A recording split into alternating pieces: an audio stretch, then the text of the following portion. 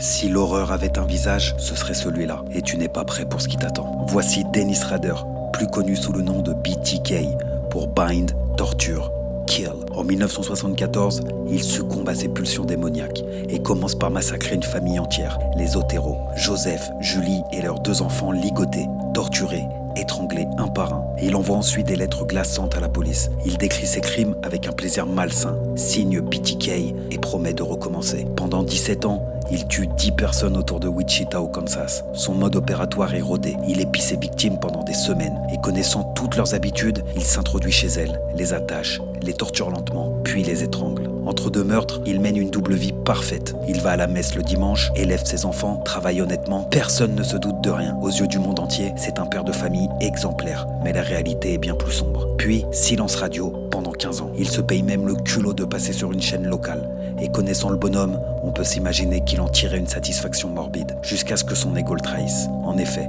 en 2005, il envoie une disquette à la télévision afin de narquer encore une fois les autorités. Mais cette fois, il a commis une erreur. Les métadonnées de la disquette mènent directement à son église et à lui. Arrêté, il avoue tout, calmement, sans remords, comme s'il racontait une simple anecdote. Il écope bien évidemment d'une peine de réclusion à perpétuité. Mais une question persiste. Combien de Dennis Rader vivent encore parmi nous aujourd'hui? Si tu es resté jusqu'à la fin, écris le mot disquette en commentaire et abonne-toi pour plus d'histoires terrifiantes.